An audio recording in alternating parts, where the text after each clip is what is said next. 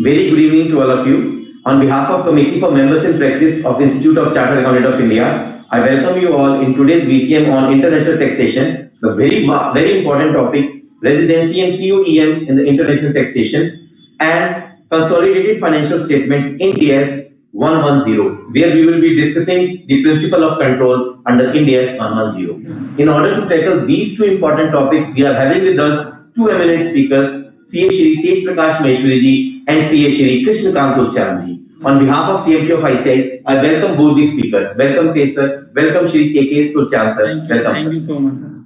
And we are having with us Honorable Chairman of CA Hisar Branch, CA Bharat Jain ji. Welcome CA Bharat Jain ji. On behalf of CMP of ICAI, I welcome you. And from the core of our heart, we extend our thanks that Hisar Branch is going to host this mega VCM. Thank you for hosting this mega VCM. So I request Honorable Chairman of Hisar Branch, CA Bharat Jain ji, to please start the proceedings of the VCM and give his opening remarks and welcome address. Over to CA Bharat Jain ji. Thank you, Lalji. First of all, I would like to thank our speakers of the day, Krishnakant ji and Tej Maheshwari ji. I also like to welcome all the members of the North region and who are attending this program. Welcome you all. I would like to thank CMP committee for giving Hisar branch this opportunity, for giving such a beautiful program on the it's 1 November and we are just short 2 days of Diwali.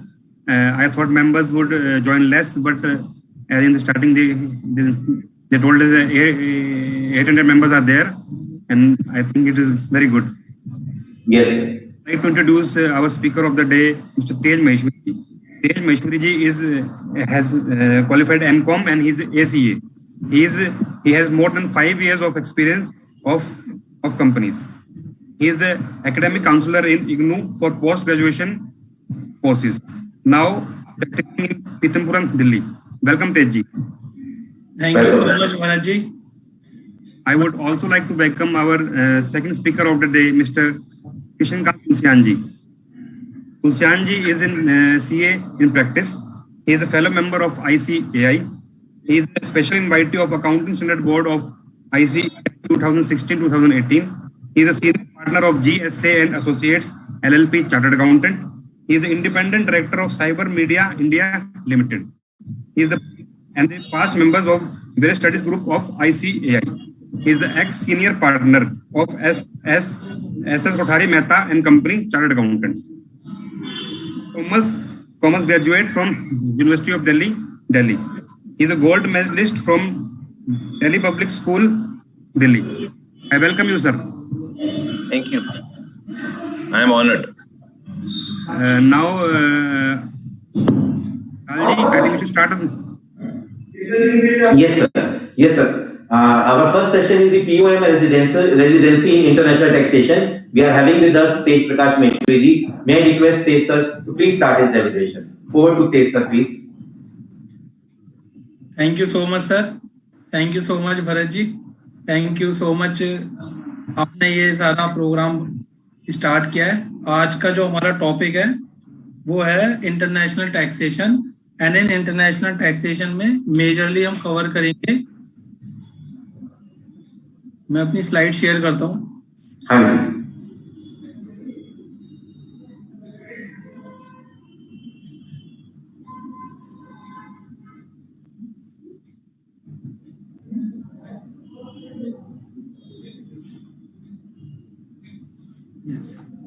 तो आज हम जो major topic cover करेंगे वो करेंगे residential status and poem. Poem means place of effective management. Basically poem जो depend करता है वो हमारी फॉरेन कंपनीज की टैक्सेबिलिटी हम इंडिया में कैसे करें और किस तरीके से ये ऑनलाइन प्लेयर्स आके हमारे यहाँ से इनकम जनरेट करके और भारत सरकार को टैक्स ना देके निकल जाते हैं बाहर. और इन चीजों को कवर करने के लिए कैसे सरकार ने तैयारी की है, इनकम टैक्स ने कैसे टॉपिक्स इंट्रोड्यूस करे. तो स्टार्ट करते हैं. Relevance of determining residential status. हमें रेजिडेंशियल स्टेटस क्यों निकालना है.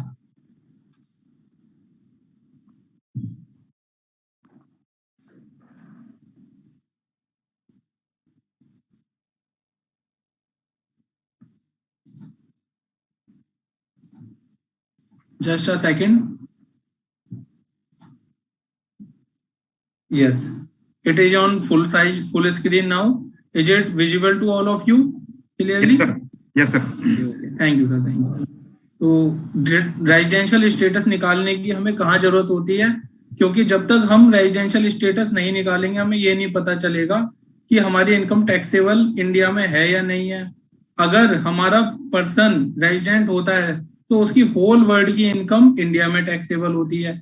अगर पर्सन नॉन रेजिडेंट होता है तो उसकी सिर्फ इंडियन पोर्शन उसकी इनकम का इंडिया में टैक्सेबल होता है। तो total income of the assessee can not be determined without knowing their residential status. Scope of total income is based on the residential status. If any person become resident, then his world income is taxable in India. But if person become non-resident, then only Indian income will taxable for that person. Residential status shall be determined for every person for each previous year independently. Residential status हमें each and every year independently calculate करना पड़ता है।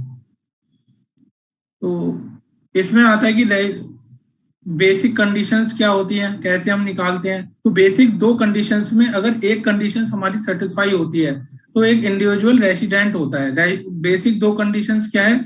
Stay in India for 182 days और more in previous year, means की current previous year. अगर कोई person previous year में India में 182 डेज और या मोर रहता है तो वो रेजिडेंट होता है। सेकेंड कंडीशन हमारी क्या बोलती है? Stay in India for 60 days और more in previous year and साथ में 365 डेज और more in last 4 previous year. Means की stay in India last previous year में 60 डेज के लिए और 365 डेज और more in last 4 years, previous 4 years में। तो अगर इन दोनों में से हमारी एक भी कंडीशन सेटिस्फाई हो जाती है तो पर्सन हमारा रेजिडेंट हो जाता है। अगर हमारा पर्सन इन दोनों में से एक भी कंडीशन सेटिस्फाई नहीं होती तो हो जाता है हमारा नॉन रेजिडेंट। तो एक बात अलग हो जाती है। अगर इन दोनों में से एक भी कंडीशन सेटिस्फाई हो जाती है तो हमें एक फर्दर टेस्ट करना पड़ता है, एक पॉइंट चेक करना होता है ये निकालने के लिए कि person resident and ordinary resident है या person resident and not ordinary resident है। मींस की आर एंड ओ आर है या आर या एन ओ आर है। तो इसके लिए हमें दो एडिशनल कंडीशंस चेक करनी होती हैं। उन दो कंडीशंस में से पहली कंडीशन है रेजिडेंट फॉर 2 प्रीवियस ईयर्स और more in last 10 previous years. Means की पर्सन प्रीवियस 10 ईयर्स में से लास्ट के 2 previous year resident in India है एंड साथ में stay in India for 730 days और more in last 7 previous years. Means की स्टे इन इंडिया अगर वो इंडिया में 730 दिन हम कैलकुलेट करेंगे लास्ट 7 ईयर्स में, अगर वो होता है तो हमारी एडिशनल कंडीशंस फुलफिल हो जाती है। तो अगर ये दोनों कंडीशंस हमारी फुलफिल हो जाती हैं तो हमारा person resident and ordinary resident हो जाता है। इन केस अगर इनमें से ये दोनों कंडीशंस फुलफिल नहीं हो पाती तो हमारा person resident but not ordinary resident हो जाता है। तो एक बार में इसको थोड़ा नेक्स्ट स्लाइड से हम इसको कवर कर लेते हैं। If any individual satisfy any one conditions, at least one, then he is treated as resident in India, otherwise non-resident in India. जैसे हमने बोला था कि अगर वो 182 days और more in previous year या last 60 days in previous years and 365 days और more in last previous year रहता है तो वो रेजिडेंट होता है, अदरवाइज वो नॉन रेजिडेंट इन इंडिया हो जाता है।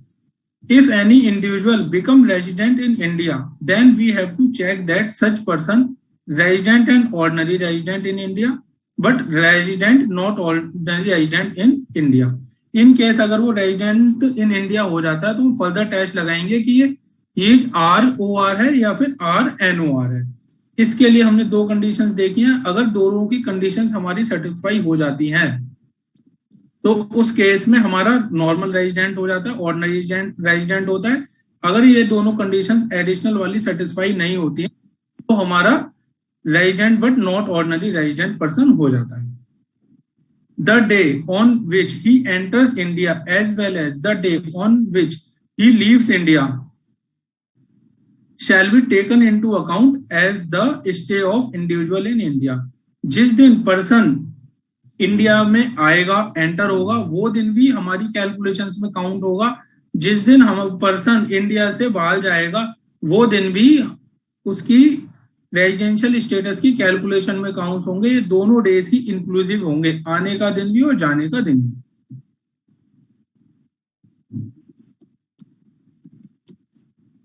एक हमारा होता था कि इसमें कुछ एक्सेप्शंस थे कि जो इंडियन ओरिजिन्स के लोग होते हैं, इंडियन ओरिजिन्स का मीन्स होता है कि जो लोग अनडिवाइडेड इंडिया के पार्ट थे, मीन्स कि जब पाकिस्तान और बांग्लादेश इंडिया था, इंडियन ओरिजिन्स के लोग थे, तो उनकी क्या था कि कुछ इनकम यहाँ पे जनरेट होती थी। तो उसके लिए ये होता था कि अगर हमारी 15 लाख तक की क्या कहते हैं उनकी इनकम है तो हम उनका स्टेटस नहीं निकालते थे। अगर 15 लाख से ऊपर है तो सारी कंडीशन सेम होती हैं, बस ये जो स्टे इन इंडिया 60 डेज होता है इसको हम 120 डेज के बेसिस पे कैलकुलेट करते हैं।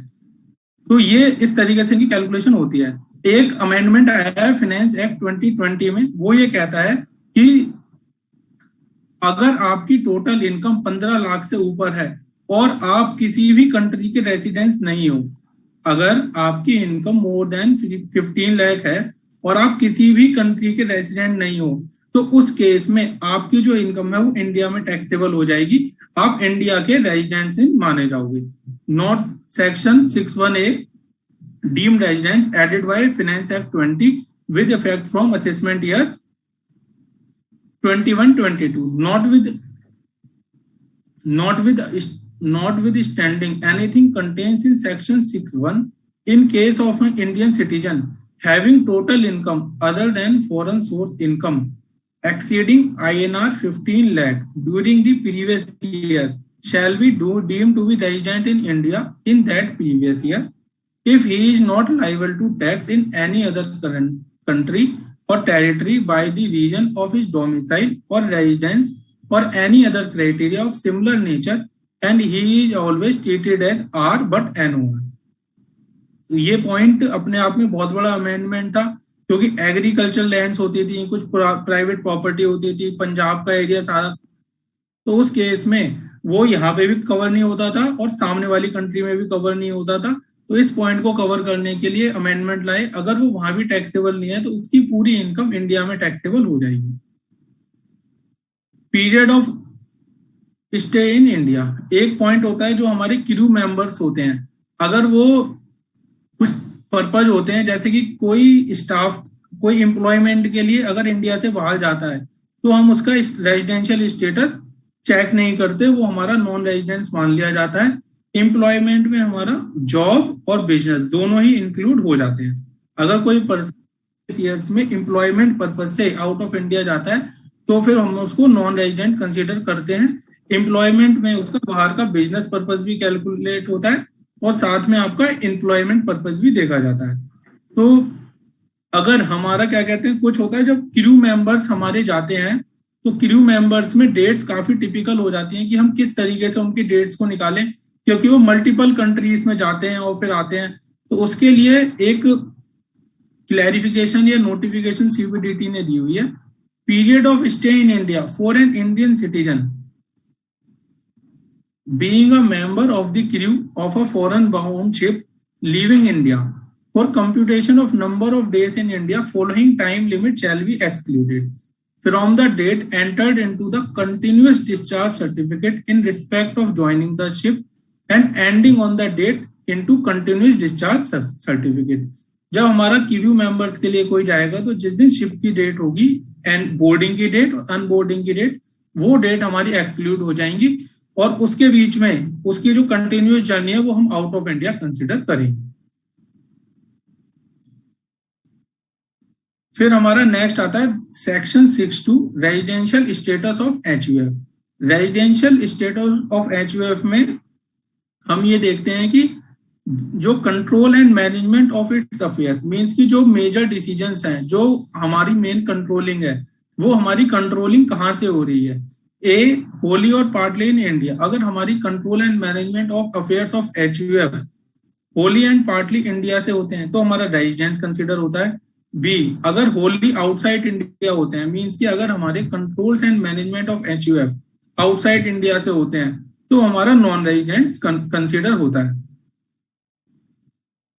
if Karta of HUF is satisfying both the additional conditions as per the section 6.6, the HUF is treated as R and OR, otherwise R but NOR. R and OR, otherwise R but NOR. हमें R, OR and RO, NOR सिर्फ individual HUF में ही consider करना होता है. Other than these two हमें सब में सिर्फ ये देखना होता है R है या NR है, मीन्स की रेजिडेंट या फिर non resident. Residential status of firm, AOP, BOI, local authority and artificial judicial person. Section 262 हमारा बताता है if control and management of its affair is wholly or partly in India, means कि firm का, AOP का, BOI का, local authority का और AGP का अगर हमारा कंट्रोल एंड मैनेजमेंट सारा अफेयर्स का, बिजनेस के की मैनेजमेंट डिसीजन अगर हमारे इंडिया से कवर होते हैं तो हमारा रेजिडेंट होता है. अगर हमारे होली आउटसाइड इंडिया से सारे कवर होते हैं तो हमारे नॉन रेजिडेंट्स होते हैं. तो मींस की फर्म में, एओपी में, बीओआई में, लोकल अथॉरिटी में और एजीपी में अगर हमारे बिजनेस इंडिया से कवर हो रहा है होली और पार्टली, यहाँ पे वर्ड है होली और पार्टली, मींस कि अगर हमारा पार्ट भी इंडिया से कवर होता है तो रेजिडेंट, अगर हमारा कंप्लीटली आउटसाइड इंडिया से कवर होता है तो नॉन रेजिडेंट. अब आता है मेन कंसेप्ट हमारा residential status of company. Residential status of company में क्या होता है कि इंडियन कंपनी हमारी ऑलवेज रेजिडेंट ही रहेगी. इंडियन कंपनी में नॉन रेजिडेंट का नहीं होता. जैसे हमारी रिलायंस, टाटा, जितनी हमारी नॉर्मल कंपनी हम बनाते हैं इनका स्टेटस हमेशा रेजिडेंट रहेगा. फिर अदर कंपनी कौन सी होती है? If place of effective management means poem is in India in that year resident, otherwise non resident. Means कि अदर कंपनी का जो मेजर कवरेज होती है वो फॉरेन कंपनीज होती हैं. अगर वो कंपनी इसका प्लेस ऑफ इफेक्टिव मैनेजमेंट अगर इंडिया में है तो उस पर्टिकुलर ईयर के लिए वो हमारी रेजिडेंट रहेंगी, अदरवाइज वो कंपनीज हमारी नॉन रेजिडेंट रहेंगी. अब पोएम क्या होता है? पोएम होता है a place where key management and commercial decisions that are necessary for conduct of the business of an entity as a whole are in substance made. Means कि जहां से बिजनेस के की कमर्शियल डिसीजंस, मींस कि जिससे business की profitability आती है, जो कंपनी के मार्केटिंग के डिसीजंस होते हैं, कंपनी के मेन एचआर फंक्शंस के डिसीजंस होते हैं, जो कमर्शियल डिसीजंस होते हैं कि भाई हम किस तरीके से हमें अपना डिस्ट्रीब्यूशन रखना है या हमारी क्या बिलिंग का मेथड रहेगा, ये सारी चीजें जहां से कंडक्ट होंगी कि हमें किस स्ट्रेटजी के साथ काम करना है, हमें किस स्ट्रक्चर में काम करना है, तो ये सारी चीजें हमारी पोएम में कवर हो जाती हैं. पोएम किसका निकालेंगे? पोएम सिर्फ एप्लीकेबल होगा अगर हमारा टर्नओवर 50 करोड़ से ऊपर होता है. सर्कुलर 6/17 एंड सर्कुलर 8/2017 ने बताया है कि पोएम सिर्फ उन्हीं केसेस में एप्लीकेबल होगा जहां पे हमारा टर्नओवर 50 करोड़ से ऊपर होगा.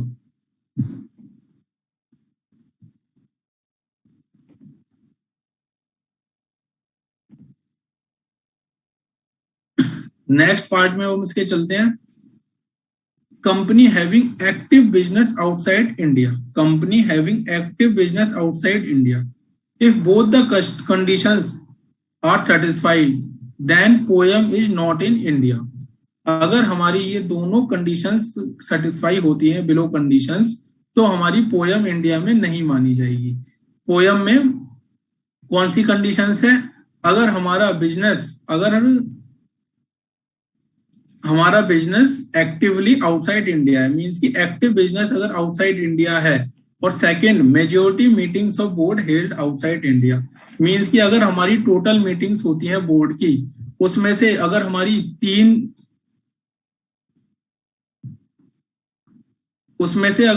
तीन मीटिंग इंडिया में होती हैं, 3 मीटिंग हमारी जापान में होती हैं, 3 सिंगापुर में होती हैं, 9 और 2 हमारी यूके में हो जाती हैं, तो 11 में से टोटल आउटसाइड मीटिंग्स हो गई हमारी 8 और इंडिया में हुई 3.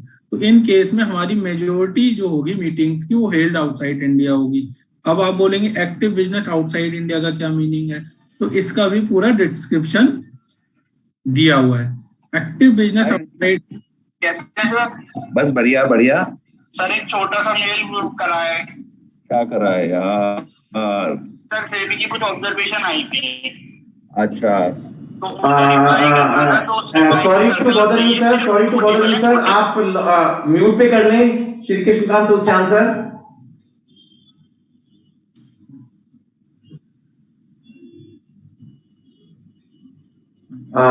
Kindly carry on sir.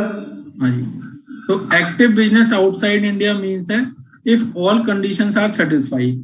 अगर हमारी ये चारों कंडीशन सेटिस्फाई हो जाती हैं तो हमारा एक्टिव बिजनेस आउटसाइड इंडिया हो जाएगा।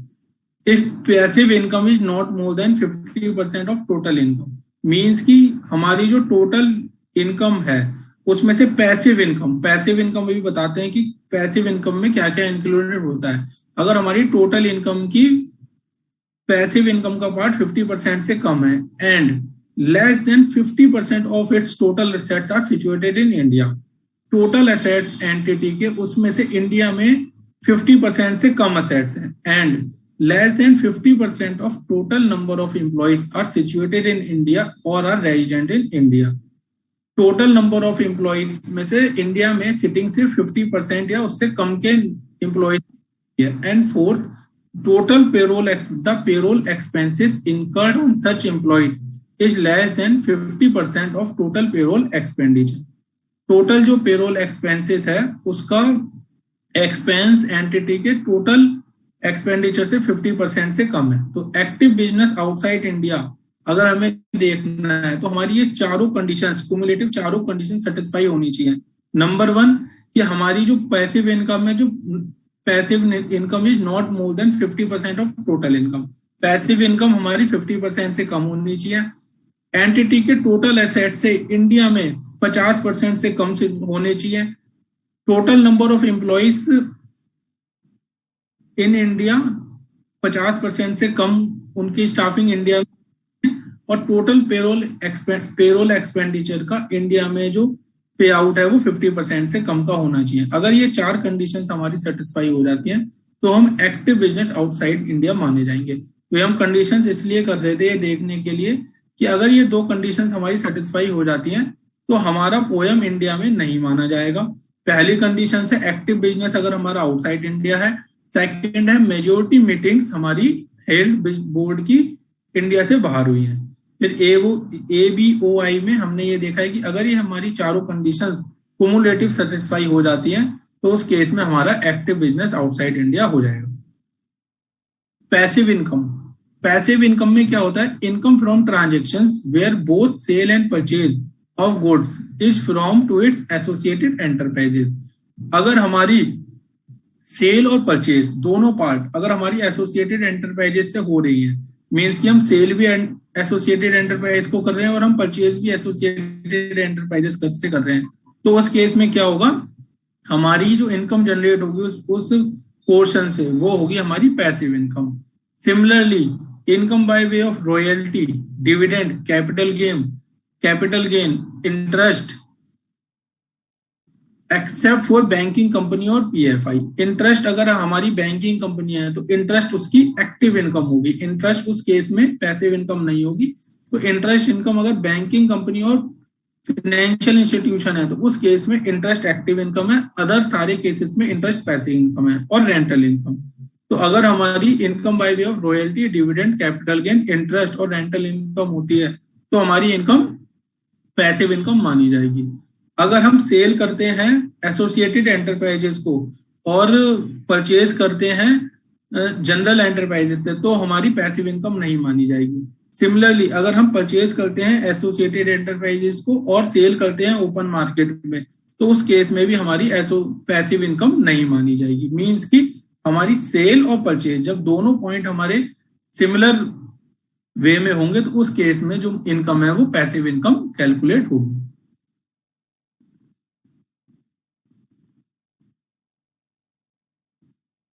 पैसिव इनकम होता है, फिर होता है नेक्स्ट हमारा less than 50% of total assets are situated in India. हम वैल्यू ऑफ एसेट्स कैसे निकालेंगे? हम एवरेज लेंगे जो भी हमारे डेप्रिसिएबल एसेट्स होंगे, average of opening and closing WDV of such assets और block of assets as per tax law of that country. Means कि हम लास्ट सपोज करिए अगर हम फाइनेंशियल ईयर 2020 और 21 की बात करते हैं तो हम ओपनिंग बैलेंस लेंगे 1 अप्रैल 2020 एंड क्लोजिंग बैलेंस लेंगे 31 मार्च 2021। इन दोनों का हम एवरेज निकालेंगे। एवरेज का जो आएगा वो हम डेप्रिशिएबल असेट के लिए वैल्यू ऑफ असेट उसकी कंसीडर करेंगे, उसका हम 50% कैलकुलेट करेंगे। अगर हमारा नॉन डेप्रिशिएबल असेट्स है तो हम उसकी बुक वैल्यू पे भी उसकी हम बुक वैल्यू ही कंसीडर करेंगे। Value non depreciable assets, value as per books of accounts. Number of employee, average number of employees as at the beginning and at the end of the year and shall include person who thought not employed directly the company contract employees perform tasks similar to those performed by the employee। जब हम employees की calculation करेंगे, जैसे हमारा third point है इसमें कि total number of staff का इंडिया में 50% से कम होना चाहिए, तो इस 50% की कैलकुलेशन के लिए हम ओपनिंग में देखेंगे कितने नंबर ऑफ एम्प्लॉइज है, हम क्लोजिंग में देखेंगे कितने नंबर ऑफ एम्प्लॉइज है। इसमें हम जो भी कॉन्ट्रैक्ट पे हमारे एम्प्लॉई हैं वो भी इसमें क्या कहते हैं इंक्लूड होंगे। मींस की जिनको हम डेली कॉन्ट्रैक्ट पे जो एम्प्लॉइज हम रख लेते हैं वो भी नंबर ऑफ एम्प्लॉइज में काउंट होंगे। मींस की जो भी कॉन्ट्रैक्ट एम्प्लॉय अगर हमारा सिमिलर काम कर रहे हैं जो हमारे एग्जिस्टिंग एम्प्लॉय कर रहे हैं तो कॉन्ट्रैक्ट एम्प्लॉय को भी इसमें काउंटिंग देनी पड़ेगी। तो ओपनिंग एम्प्लॉइज लेंगे, जैसे हमने एग्जांपल लिया है कि 1 अप्रैल 20 के हम नंबर ऑफ एम्प्लॉइज लेंगे और 31 मार्च 2021 में हम एम्प्लॉय के लिए देंगे। दोनों का एवरेज निकालेंगे, जो हमारे एवरेज एम्प्लॉय आएंगे उसका 50% फिर हम देखेंगे कि भाई इंडिया में है या हमारे इंडिया से बाहर है। फोर्थ होता है हमारा पेरोल। पेरोल का मीन्स होता है cost of salary, wages, bonus and all other employ compensation including related pension and social cost borne by the employer. Payroll expenditure के लिए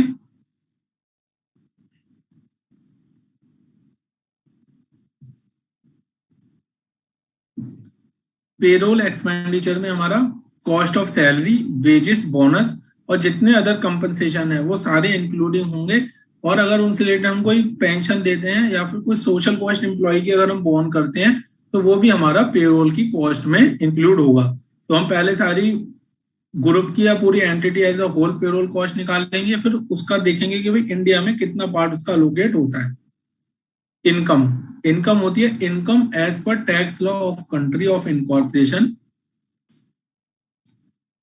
If tax law does not require computation of income, then income as per books of accounts।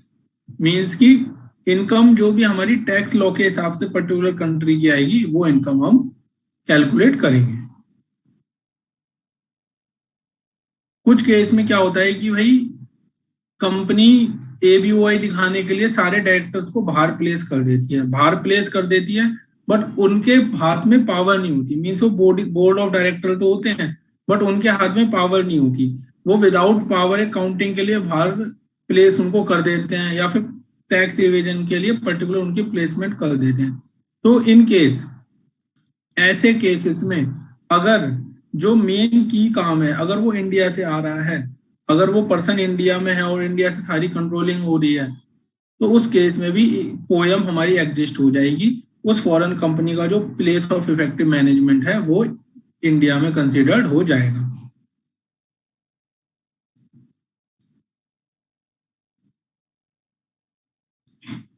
In case the board is not exercising its powers of management and such powers are being exercised by either the holding company or any other person resident in India, then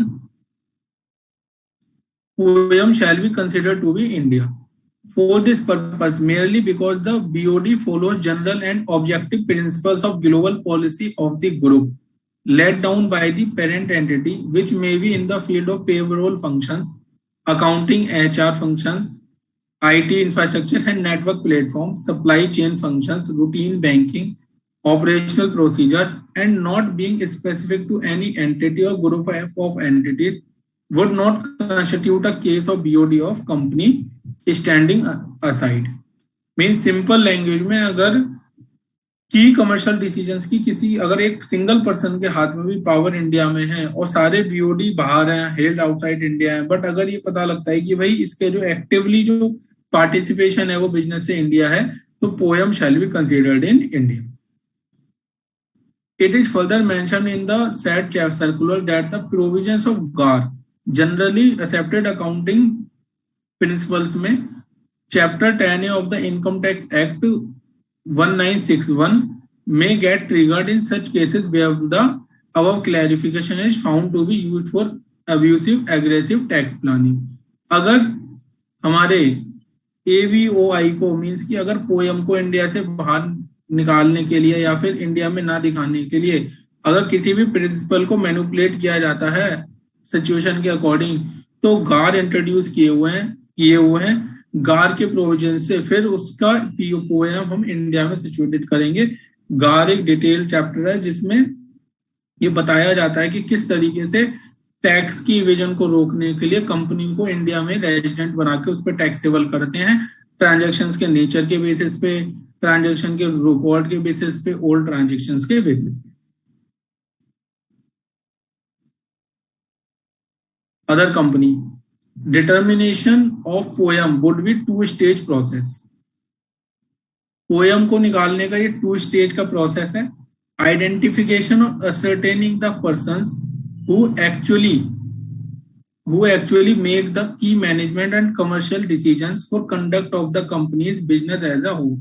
हमें ये पता करना पड़ेगा, निकालना पड़ेगा कि company के जो की मैनेजमेंट और कमर्शियल डिसीजंस है, जो हमारी डिसीजन मेकिंग की पावर है, वो कहाँ पे सिचुएटेड है, उसे कौन कंट्रोल करता है, उसे कैसे कंट्रोल करता है. तो अगर हमें पोयम को सही से निकालना है कि हमारा प्लेस ऑफ इफेक्टिव मैनेजमेंट कहाँ आता है, तो उसके लिए हमें ये आइडेंटिफिकेशन करना पड़ेगा कि कंपनी के की मैनेजमेंट कमर्शियल डिसीजंस कौन लिए जाते हैं और ये कहाँ से लिए जाते हैं. Determine of place where decisions are in fact being made. हमें वो प्लेस निकालना पड़ेगा कि जहां पे कंपनी के डिसीजंस लिए जाते हैं. तो मीन कि अगर हम पोयम की बात करें तो हमें सबसे पहले ये प्लेस निकालना पड़ेगा कि कहाँ पे की कमर्शियल डिसीजंस लिए जाते हैं, कहाँ पे हमारे मैनेजमेंट हमारा सिचुएटेड रहता है, और दूसरा ये किस प्लेस से डिसीजंस लिए जाते हैं. तो मीन्स कि डिसीजंस कौन लेता है एंड कहाँ से लेता है.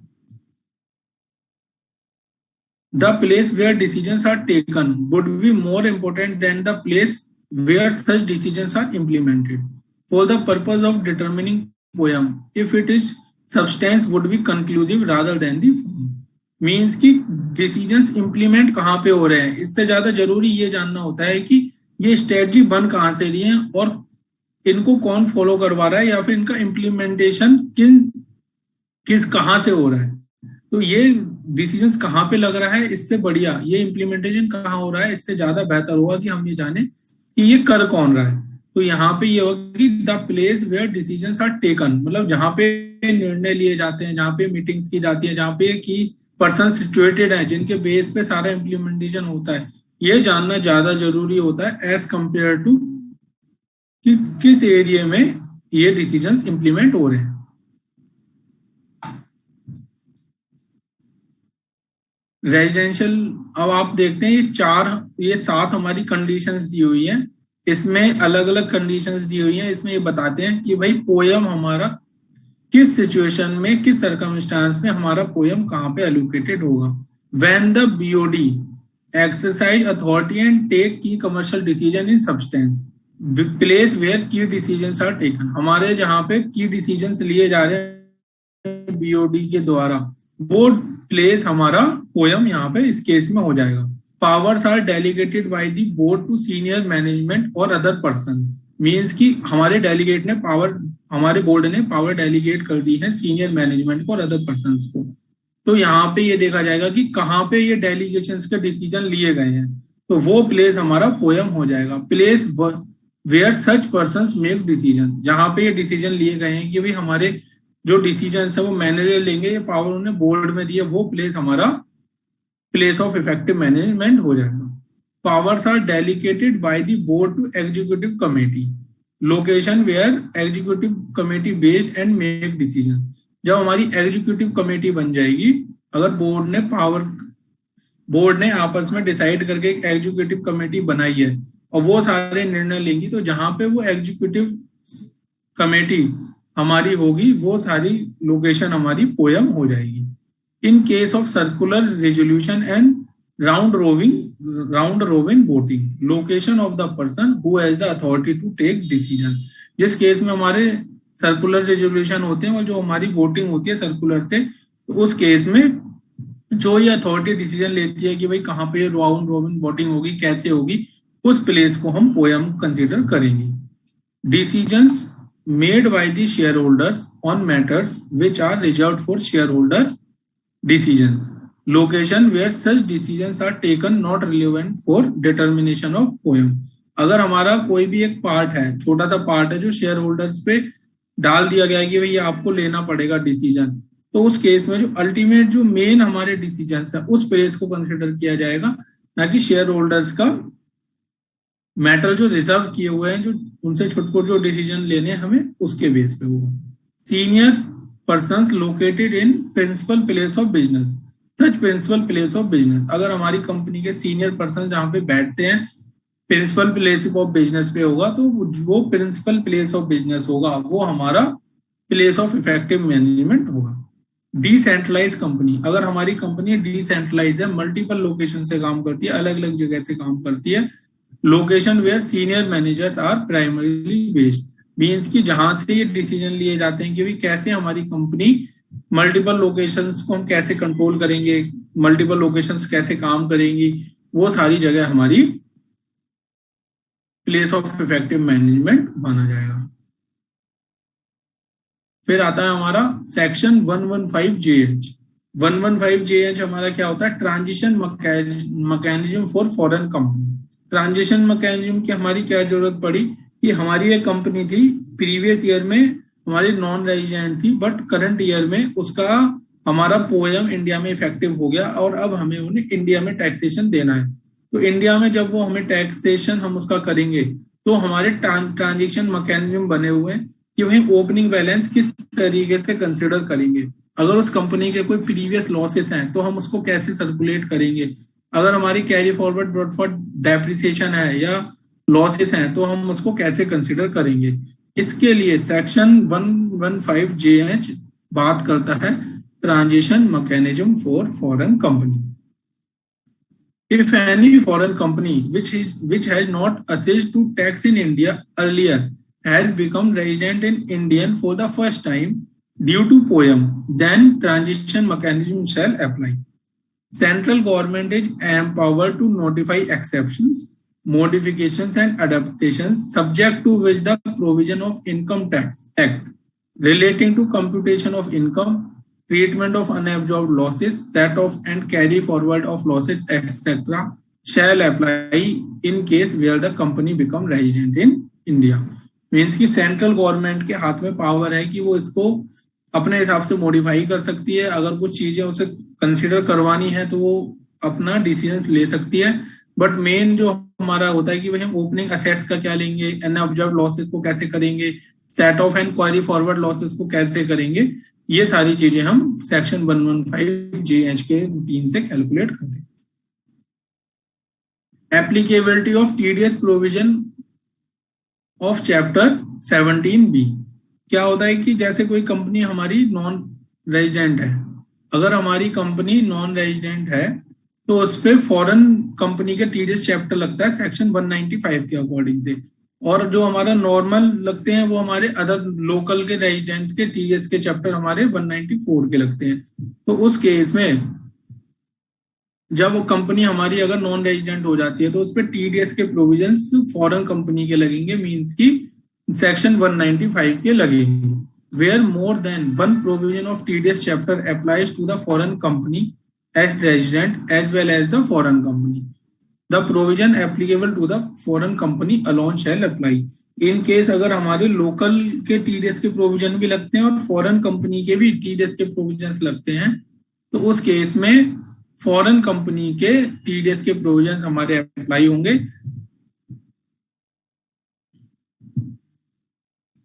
Availability of deduction of section 90 और 91 फॉरेन टैक्स क्रेडिट। कुछ केसेस ऐसे होते हैं कि हम फॉरेन में भी टैक्स देके आ चुके हैं, हमें इंडिया में उसकी रिबेट मिलती है, हाँ जी मिलती है। तो अगर हम फॉरेन के आते हैं और उस इनकम पे अगर हमें इंडिया पे भी टैक्स लगता है तो जो हम फॉरेन में टैक्स दे के आए हैं उसका जो हमें क्रेडिट मिलता है वो सेक्शन 91 के अकॉर्डिंग मिलता है। तो फॉरेन कंपनी को भी रिलीफ और डिडक्शन मिल जाएगी सेक्शन 90 और 91 के according.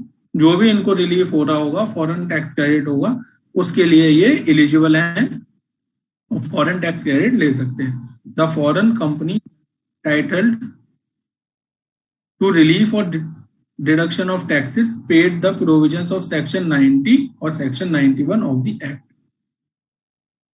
Non-applicability of the notification. The above exceptions, modification and adaptations shall not apply in respect of such income of foreign company which otherwise would have been chargeable to tax in India, even if foreign company has not become Indian resident. अगर हमारी foreign company पे already ही taxation India का लग रहा है और वो India में टैक्स दे रही है तो उस केस में हमारे फॉरेन कंपनी के प्रोविजंस नहीं लगेंगे अगर उस पे टैक्सेस ऑलरेडी पेड है। Meaning of foreign jurisdiction, the place of incorporation of foreign company. Means की फॉरेन ज्यूरिडिक्शन क्या होगी, जहां पे उस कंपनी का इनकॉर्पोरेशन हुआ है वो प्लेस हमारा फॉरेन ज्यूरिडिक्शन कैलकुलेट होगा। Applicability of tax rate on foreign company. In case of conflict between the provisions applicable to the foreign company as resident and the provisions applicable to it as a foreign company, the latter shall prevail. अगर हमारी पहले company resident है, non resident है, फिर हमारी company resident है, तो जो हमारा लेटर वाला होगा मीन्स की जो फॉरेन कंपनी के प्रोविजंस होंगे वो अप्लाई होंगे। Therefore, the rate of tax in case of foreign company, that is 40%, shall remain the same rate of income tax applicable to foreign company, even though resident status of foreign company changes from NR to R on the basis of OM. Means कि foreign company का अगर हमारी NR से वो R भी बन जाती है, नॉन रेजिडेंट से रेजिडेंट भी बन जाती है, तो भी टैक्स रेट हमारा 40% ही रहेगा फॉरेन कंपनी पर।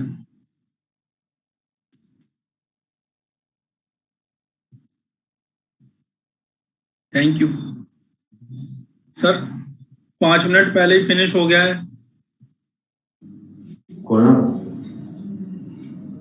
Thank you so much sir. हाँ जी sir. Sir can you hear me? Yes yes sir, you are audible sir. Sir, there are few questions for you. Yes sir.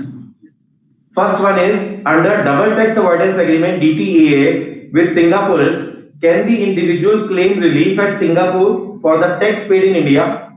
The main source of income is salary from Singapore only, but for that income tax liability in India is more if he is treated as resident on account of his stay in India due to the pandemic. Since the financial year is a calendar year at Singapore, the period of taxation will also differ. How to handle the situation? Sir इसमें issue क्या आ रहा है अभी? हाँ जी, मतलब इसमें issue क्या आ रहा है सर? रिलीफ इंडिया में लेना चाहते हैं? वो ये पूछ रहे हैं कि under DTAA with Singapore, can the individual claim relief at Singapore for the tax paid in India? वो रिलीफ लेना चाह रहा है।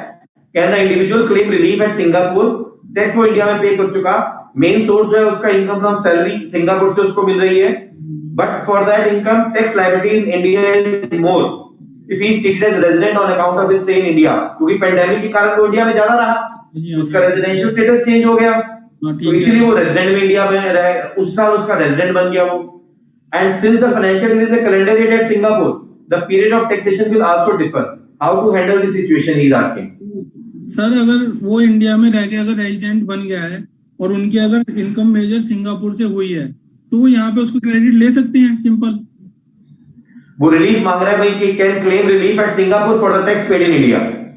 सिंगापुर का तो मैं नहीं बता सकता सर, बट अगर उन्होंने सिंगापुर का टैक्स पे किया है और अगर वो इंडिया में आते हैं तो इंडिया में उनको रिलीफ मिल जाएगा सर। ठीक है। ठीक है।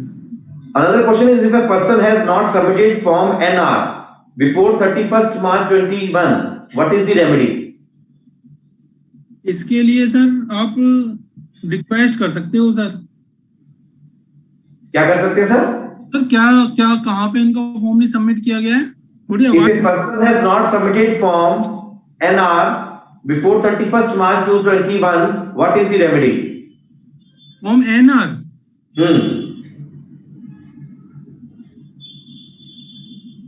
सर ये मेरे को पता नहीं फॉर्म NR क्या है स्पेसिफिक। मैं आपको एक बार भेज दूंगा, एक बार चेक करके फिर रिवर्ट कर देंगे इनको। बता दीजिएगा सर। एक क्वेश्चन और है, would the income received in India through NRE account of a hello, can you hear me?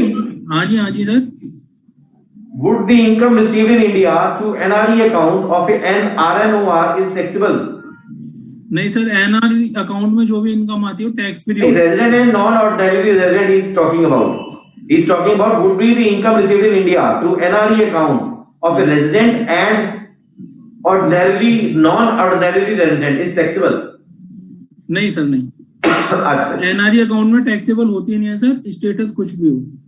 ठीक है, टैक्सेबल नोटिफिकेशन भी आए हुए हैं sir. Okay sir. Another question is, sir, how is the POEM determined in cases where the virtual board meetings are held, especially in COVID-19 pandemic situation? हाँ जी, जो हमारी virtual की जो मीटिंग्स हुई है ना सर, उसके लिए पूरी एक चेकलिस्ट आई हुई है कोरोना रिगार्डिंग। तो उसमें जो मेन हमारे पास एक दो केस इसके भी आए थे, जैसे हमारे पास बेस कंपनी है, उनका ऑफिस यूके में है, यूएस में है। तो जो बेसिक या तो वो जहाँ पे वो रहे हैं या फिर जो उनका बेसिक जहाँ वो रहे, जैसे इंडिया में रहते हैं वो, अगर उनका स्टेटस इंडिया में है बट पैंडेमिक में वो फंस गए यूके में हो गए हैं, तो हमें उन्हें इंडिया ही की कमर्शियल प्लेस माना गया है सर उनके से। Okay sir, okay sir, okay sir. Sir, one another question is for you. What if Indian company has ownership in foreign company? What if Indian company has ownership in foreign company without POEM and taxability in India for Indian company share? Would it require foreign share to consolidate in Indian company? अगर sir India company का foreign के साथ हमारा जेवी होता है तो जितना हमारा पार्ट है इनकम का सिर्फ वही हमारा टैक्सेबल इंडिया में होगा। अगर हमारा सेपरेट मतलब कि अगर हमारे ऑपरेशंस ऐसे मर्ज हो गए हैं कि उन्हें सेपरेट करना मुश्किल है, तो फिर हमें वहां की टैक्सेबिलिटी को यहाँ पे टैक्स टोटल इनकम पे देना पड़ेगा और जितना टैक्स हमने वहां पे कर दिया है उसकी हमें रिबेट मिलेगी। इनके अगर हमारे दोनों ऑपरेशन सेपरेट हैं तो हमें सिर्फ इंडिया के पार्ट पे टैक्स देना होगा इसके। ठीक है सर, ठीक है सर, बहुत अच्छा sir. These were the questions for you and on behalf of CMP of ICI, I extend my heartiest thanks for sparing your valuable time and enlightening all of us on various intricacies on this residency and POM issues in the international taxation. Hope our members have gained a lot through your deliberation and all the members of Hisar branch and all over India have gained a lot through your deliberation. So thank you from core of my heart and on behalf of Hisar branch of NIRC of ICI and CMP of ICI, I extend my heartiest thanks. Thank you so much, sir. Thank you so much, sir. Thank you so much, sir, for giving us Thank you, full platform. Thank you, sir. Sir, we are having with us the past chairman of Hisar branch, Adish Jain ji. So welcome you, sir. Thank you, sir. On behalf of CMP of ICI, I extend my heartiest thanks for joining this VCM, sir. Sir, we are having with us another guest speaker, C. Krishnakant Otsyan ji. If you permit, can we start the another deliberation, sir? Yes, sure, sir. Yes, sir. Yes, sir. So we are having with us another guest speaker, Shri Krishnakant Otsyan ji. He will be deliberating on Ind AS 110 consolidation of accounts, and it is a very apt and very important topic for today's era for financial statements of the consolidation, and where the control part is to be discussed, how control principle is to be applicable. So I request Shri Krishnakant Otsyan ji, our eminent speaker, to please start the deliberation, sir.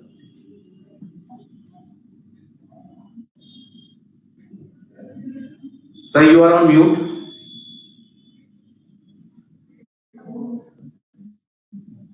Sir, you are on mute, sir. Sir, you are on mute. You can hear me now? Mr. Jay, आप sir को unmute कर दीजिए। नहीं sir, मैंने कर लिया unmute. Can you hear मी? अच्छा, ठीक है सर, ठीक है सर, ठीक है सर। वेलकम सर, मैंने ऑलरेडी इंट्रोड्यूस कर दिया sir. So I request you to please kindly deliberate and enlighten all our members, sir. अच्छा अनिल जी, एक प्रश्न छोटा सा आपसे है। मैं इंग्लिश हिंदी दोनों मिक्स कर सकता हूँ ना? कोई ऐसा इशू तो नहीं है? हाँ जी kindly sir, kindly, but sir थोड़ा इंग्लिश ज्यादा रखिएगा क्योंकि 1000 मेंबर्स भी देख रहे होंगे सर इसको। ठीक है, थैंक यू अनिल जी। जी sir, kindly sir, kindly. Thank you, Anil ji. Thank you, Adhish ji. Thank you, Bharat ji. And after a very illuminating session on place of effective management, now place of effective management, residence, all these things deals with control, where the actual control lies in place of effective management. You actually try to determine where the actual control lies. So when doing the consolidation, we also look for control. Now, let me try to explain control. Basically, there is a conflict between a de jure control and a de facto control. And I would like to explain it with a very, very simple example. No offense meant to anybody. If the illustration causes any offense, well, this illustration is from a life of an ordinary human being a male member of the society. He starts his journey from school, etc., reaches college. So he is a completely standalone, he is a master of his choice. He is under complete control of himself. He takes whatever decision he wants to take. He is free to take anything. Now, in the college, he meets a member of the fair sex in the classroom, gets attracted, wants her to be attracted towards himself, starts wearing better clothes, develops a personality. So he is under a significant influence of a member of a fair sex. So he, in a turn, becomes an associate of her. You can call her, or she becomes an associate of her. थोड़े दिनों के बाद the dating starts, the decisions are taken jointly. So I think there is a joint venture which is formed.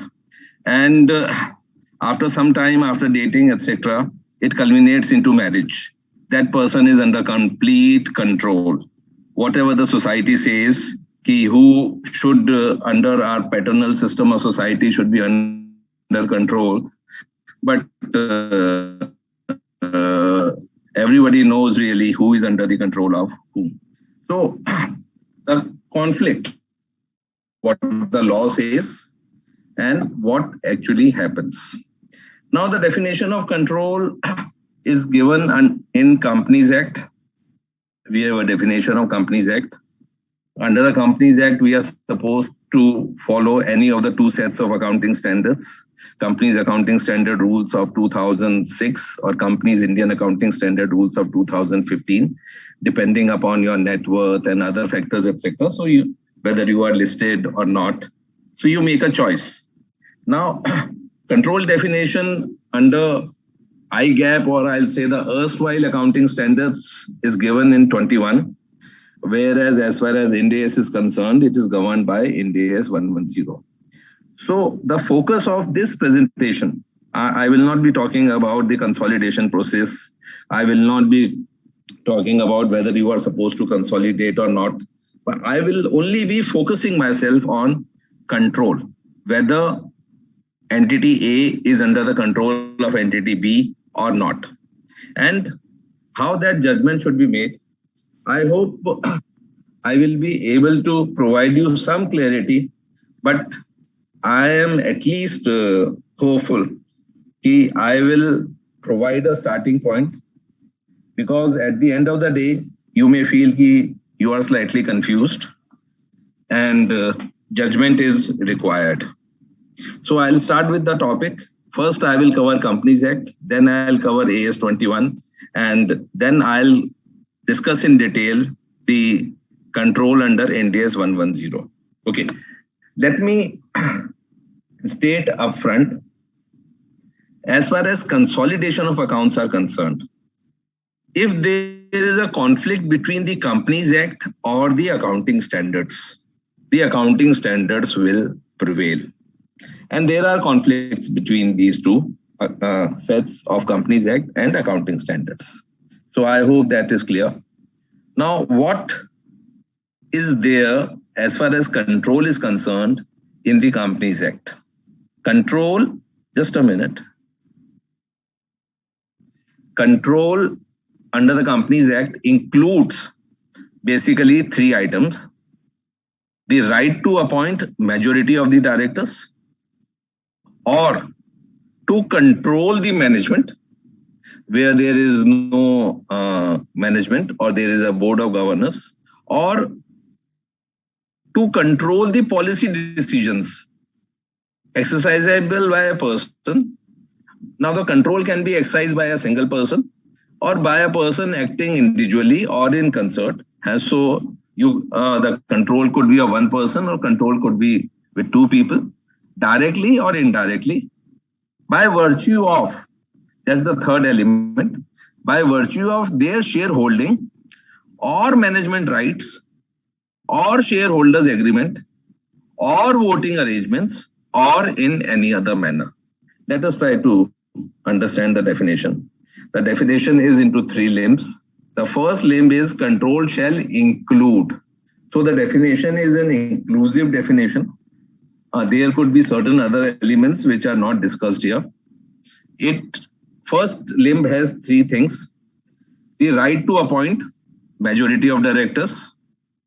आप company के majority of directors को appoint कर सकते हैं, या आप कंपनी के मैनेजमेंट को कंट्रोल कर सकते हैं, या कंपनी की पॉलिसीज को कंट्रोल कर सकते हैं.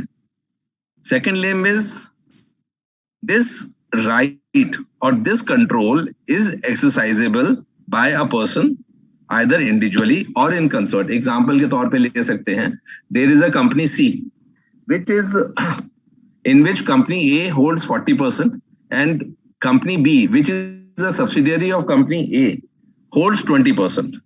So company C is under control of company A because company A के पास 40% is direct and 20% is indirectly through its ownership in company B. Now this control comes through 4 elements. Either there should be a shareholding agreement, there should be a management agreement, or you have the shareholding of that particular company. And the last word is or in any other manner. By using the word any other manner and by using the word include, I think the Companies Act has opened up the definition.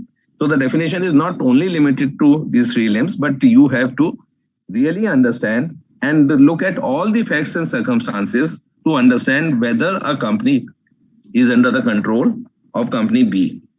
Now let's come to what is the definition of a subsidiary company. Subsidiary company or subsidiary in relation to any other company means a company in which the holding company controls the composition of the board of directors, it's clear, or exercises or controls more than 1/2 of the total voting power either at its own or together with one or more of its subsidiaries. This I have already discussed above.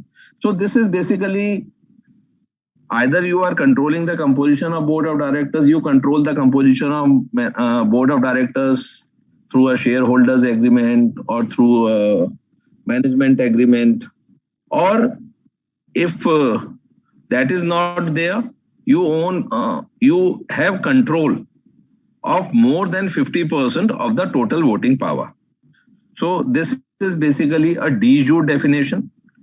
It is as per law. So if you are controlling a subsidiary through this particular definition, then I will say it's a de jure definition. What is associate company? Let's try to understand the associate company. Associate company in relation to another company means a company in which the other company has a significant influence, which is not a subsidiary of the company. Significant influence, as we all know by AS 23, means control of at least 20% of the total voting power, or control of or participation in business decisions under an agreement. So again, either there should be agreement or there should be a voting power. Again, it's a de jure definition. Something which is completely evident, in which you are not supposed to apply any judgment. You just need to look at whether you have a 20% voting power or not. If you have 20% voting power or more, you have significant influence or control of or participation in business decision under an agreement. So if there is an agreement, whether you are taking part in a business decision or not. So that is what an associate company is. Joint venture means a joint arrangement whereby the parties that have joint control have rights to the net assets of the management. Let's try to understand. Significant subsidiary में वो क्या बोलता है? Subsidiary में बोलता है कि you control either the board of directors or you have more than 50% voting rights. Explanation. Associate में क्या बोलता है? Control 20% of the total voting power or control or participate in a business decision. Joint venture बोलता है कि जिसके पास arrangement का joint control है और arrangement have rights to the net assets of the arrangement. Slightly different. We are talking about whether we have rights to the net assets of the arrangement. Let's come to AS. What AS talks about control? The ownership directly or indirectly through subsidiaries of more than 1/2 of the voting power of an enterprise. This is similar to our Companies Act. Directly or indirectly हमारे पास 50% से ज्यादा की share holding होनी चाहिए. और दूसरा है कि are we controlling the composition of the board of directors or not? And we are controlling the composition of the board of directors to obtain economic benefits from its activities. So if you read it otherwise, you may be controlling the board of directors, but if you are not going to have any economic benefits from the activities of the company, then this part of the definition may not be applicable. You will only see the voting power. What is a subsidiary? A subsidiary is an enterprise that is controlled by another enterprise. What is an associate? An associate is an enterprise where you are the significant influence. That entity is neither a subsidiary nor a joint venture. And what is the significant influence? Significant influence is the power to participate in the financial and or operating policy of the investee, but not control over those policies. और वहां significant influence क्या था? Significant control था, control or participation in business decision under an agreement. So more or less the definition in accounting standard is in line with Companies Act as far as our old accounting standards are concerned. What is a joint venture? A joint venture is a contractual arrangement whereby two or more parties undertake an activity which is subject to joint control. So here we are talking of a joint control over an economic activity. जो हमने joint venture में agreement करा है, joint venture agreement करा है, क्या उसके अंदर जो activity हो रही है, उस activity को हम साथ मिलकर control कर रहे हैं, और are we controlling it unilaterally? So if we have a joint control, then it's okay.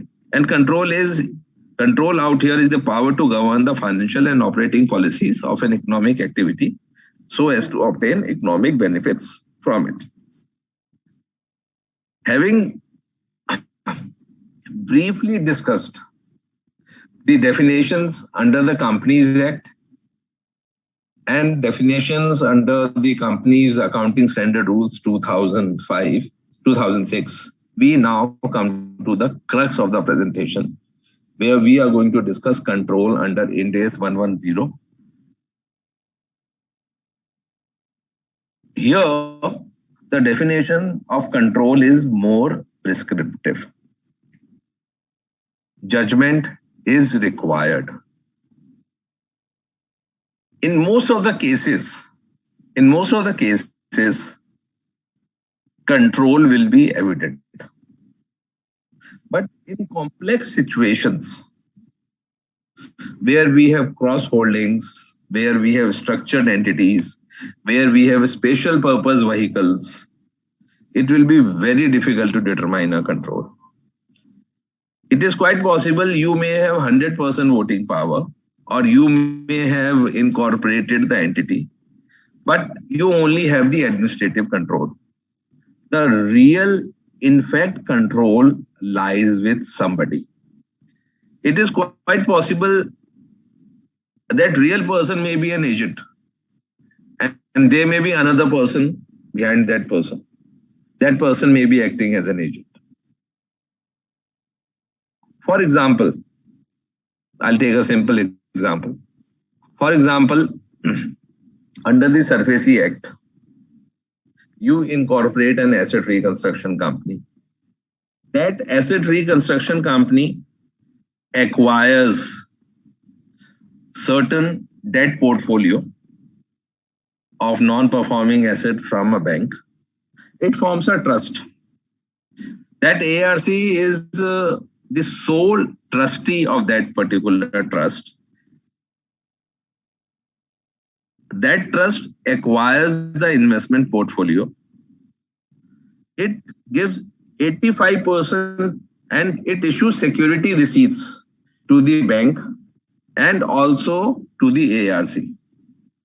Now, 85% of the security receipts are issued to the bank and 15% of the security receipts are issued to the ARC. So if you look at the structure, the security receipts which have been issued, the majority of security receipts are controlled by the bank to the tune of 85%, whereas the ARC holds only 15%. But ARC is the trustee and bank has no right to appoint the trustee. And all the activities of collections, proceedings against the delinquent debtors, etc., lies with the trustee. Now, who controls this particular trust? You need to look at the trust deed, and by looking at the trust deed, perhaps it may be evident. By looking at the trust deed, it will be evident that perhaps it is not the bank which controls the trust, it is the ARC which controls the trust. So the de jure control, 85% of the security receipts are controlled by the bank, has no meaning whatsoever as far as Ind AS is concerned. We will say, since the trust is controlled by the trustee and the trustee can be appointed only by the ARC, or ARC is the sole trustee, the trust is under the control of ARC. So it is the de facto, I am repeating again and again, it is not the de jure control which we are talking about. We are talking about the de facto control. The de facto controls includes the de jure control, but it includes controls which is manifested through other means also. What are these other means? What are these other avenues? We will see. So, as far as Ind AS 110, control has three parts. Let me read the definition first. An investor controls an investee. Who is an investor? Who is an investee has not been defined under Ind AS or IFRS. So investor is the person who has made some investment or who has some interest in the other entity. And investee is a person in whom the investor has some interest. Now, obviously, that interest has to be there. Investor doesn't mean who has only invested in the shareholding. Investor could be anybody else who has not invested, but who has certain interest. When it is exposed or has rights, so investors should have certain rights. Some power over the investee. In fact, it is not some power, it should have absolute power over the investee. It should be exposed to variable returns. It is not fixed return. It is a variable return. Now the returns could be positive, return could be negative, return could be synergies. I'll take an example. Suppose the investee has issued non-convertible debts, debentures at the rate of 12%. Is it a fixed return? You may say it's a fixed return, but there is a risk of default. So instead of earning 12% on debentures, you may lose the entire amount. So something which appears to be fixed may not really be fixed. So the first limb is it should have rights over the investee. It should have power over the investee. The investor should be exposed or should have rights to variable returns from the involvement. Returns could be dividend, returns could be investment, returns could be related party transactions. The investee will not carry on certain activities which the main company is carrying on. And the third limb is the ability to use its power over the investee to affect the amount of these investee. So it can use its power, the right over the investee, to impact the returns. It can increase the return. So obviously the idea is to increase the returns, or it could decrease the losses. So first is there should be power. Second limb, please note it down. The first limb is power or rights over the investee. Second is exposed to variable returns. Third is there should be a link between power and return so that return is impacted. So again, power, returns, link between power and returns. All these three elements should coexist. You may have the power, but if there are no returns, then you will not do the consolidation. You have power, you have returns, but you are unable to establish a link between power and return. You will not consolidate. Yes, there are returns, but if you don't have any power, it means there is no consolidation. All three elements should coexist. Now you have power over an investee when you have existing right, which gives you current ability to direct the relevant activities. So first thing is you should have power, which gives you an existing rights, and existing rights should be the current ability. Current ability doesn't mean immediately, it means in the near future also, and to direct the relevant activities. So a new word which we are hearing is relevant activities. What are the relevant activities? We will see. But relevant activities are activities that significantly affect the investee's return. As I have already said, sometimes assessing power is straightforward when it is through law, such as when power over an investee is obtained directly, or from voting rights, or from contractual agreements. But in certain situations, as I mentioned in the case of a trust under the SARFAESI Act, to understand whether you have power or not may require lots of judgment.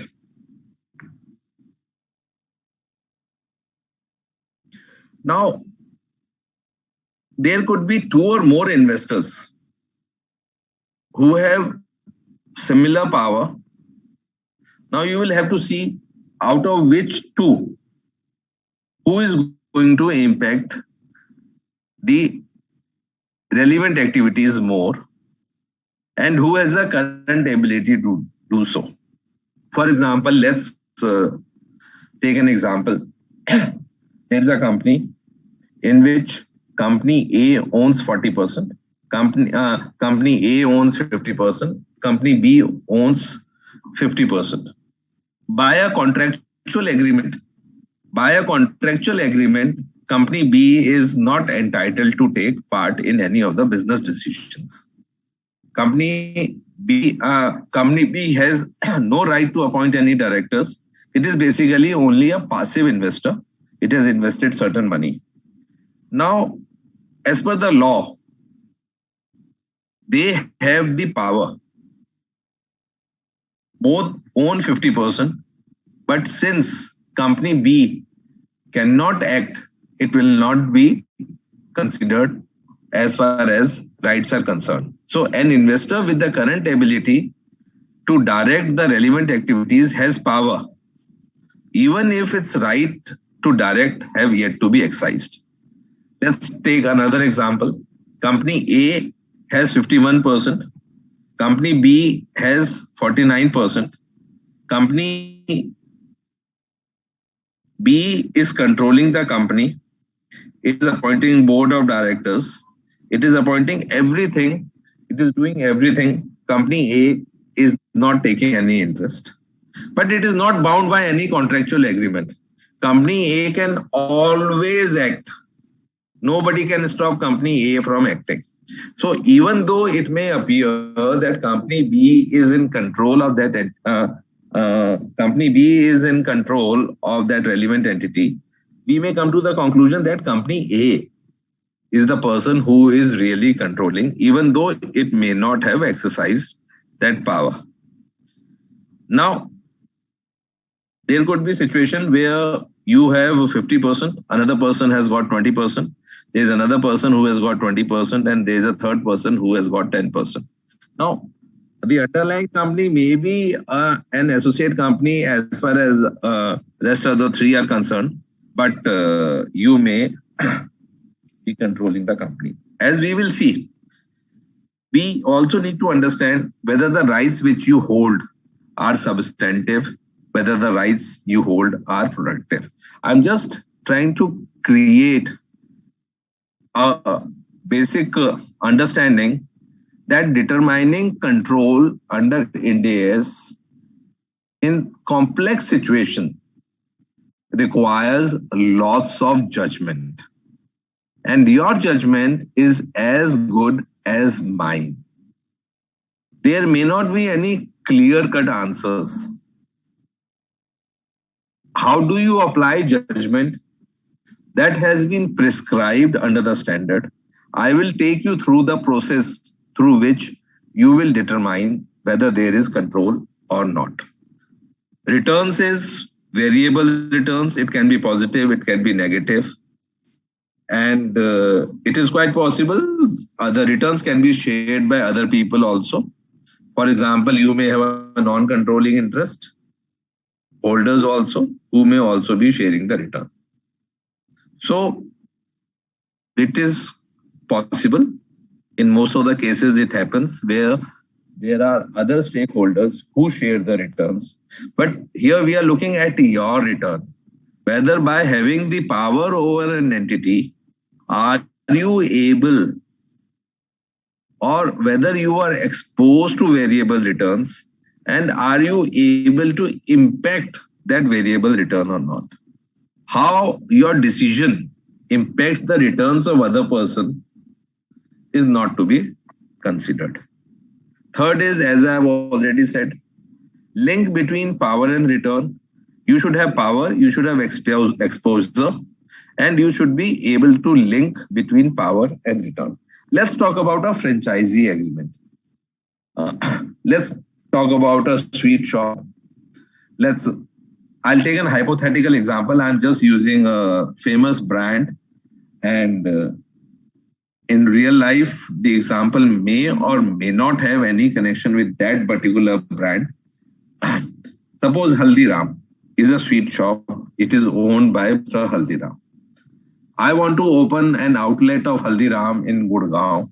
I approaches the owner of the brand. It says, yes, you can open a Haldiram brand, but you are supposed to maintain such and such quality control. But as far as what you will be purchasing, what you will be selling is your decision. From where will you borrow the money is your decision. What time your outlet will open is your decision. We will give you the recipe. How much should you produce? How much should you manufacture is your decision. So basically what what Haldiram is doing, Haldiram is lending its name. Haldiram is providing the recipe. Haldiram is managing the quality. But apart from these 2-3 things, all other decisions are being taken by the outlet owner. Can we say Haldiram is controlling the outlet? Perhaps no. But suppose Haldiram says, I will also control the price. At what price you are going to sell? From where you are going to procure your raw materials? What time the outlet will open? What time the outlet will close? How much overheads you are supposed to incur? What sort of employees will you have?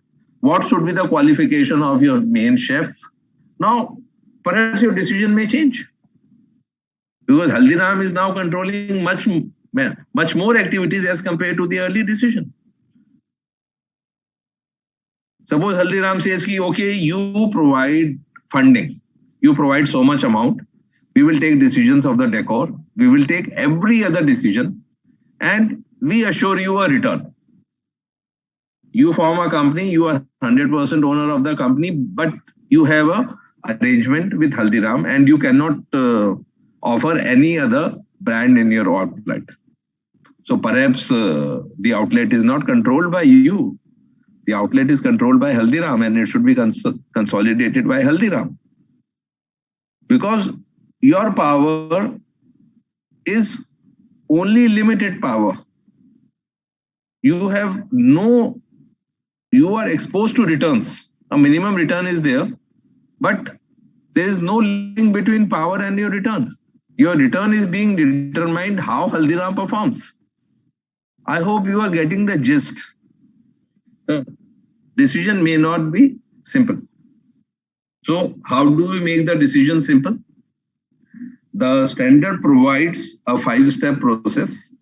Step 1 is what is the purpose and design of the industry. The entity which has been incorporated. The entity for which we are taking the decision, whether this is controlled by Mr. A, Mr. B, entity A or entity B. Why this has been incorporated? What is the purpose of this entity? And what is the structure of this entity? How this has been designed? Has these been designed as a company? Whether this has been designed as a special purpose vehicle? Whether this has been designed as a trust? Whether this has been designed as a Section 8 company?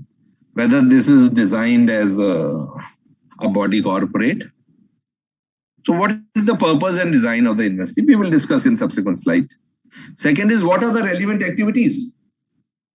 What are the relevant activities for a ARC trust?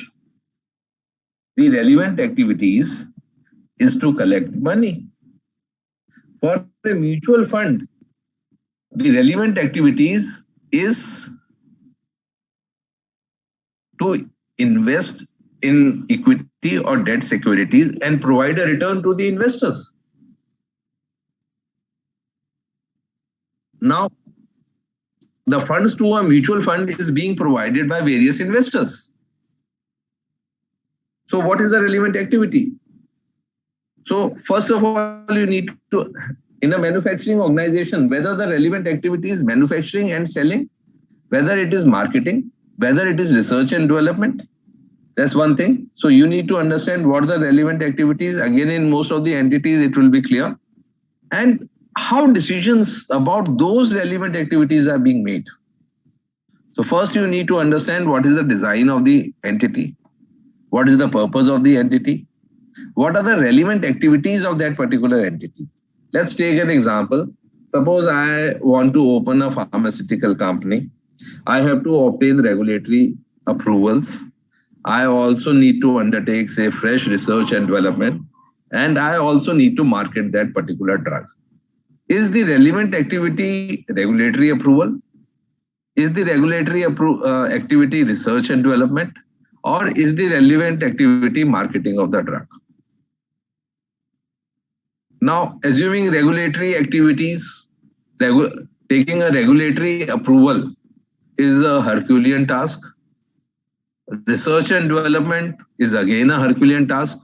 But as far as selling is concerned, you have an online platform, and online platform is very popular in the country in which you operate. So again, you have two relevant activities. One is obtaining regulatory approval, and second is doing research and development. Let's talk about COVID pandemic. In COVID pandemic, let's talk about Poonawala's, and which is manufacturing Covishield. They undertook a research. They talked with another vaccine manufacturer, worked out a tie-up. Is that the relevant activity? Or whether obtaining of the permission of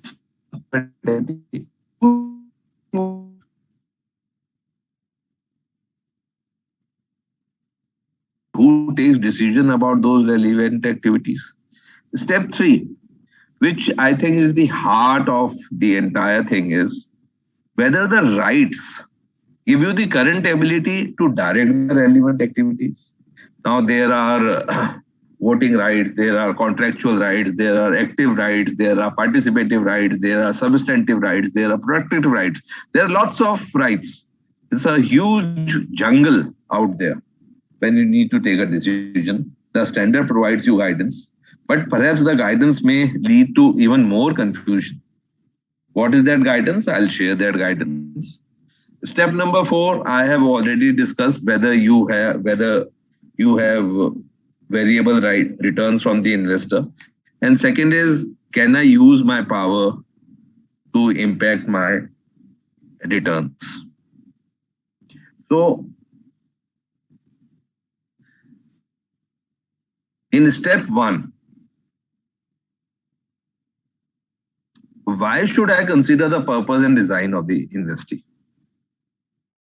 First of all, what are the relevant activities? In the case of pharmaceutical company, whether the relevant activity is a regulatory approval, whether the relevant activity is research and development, and whether the relevant activity is marketing.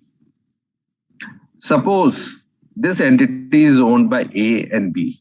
As far as first two are concerned, obtaining the regulatory approval and undertaking the research and development is the responsibility of A, and marketing and selling is the responsibility of B.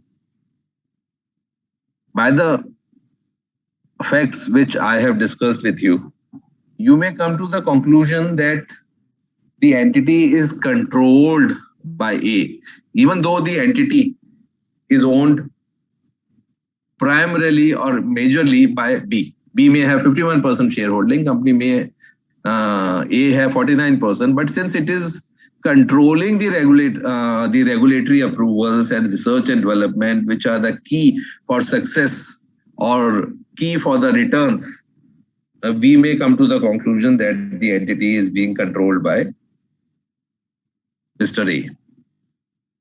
How decisions about the relevant activities are made? Whether the decision about regulatory approval, when to apply, how to apply, what documents to submit, what tests to be conducted, are taken unilaterally by A or by B, jointly with B. Whether only A has the unilateral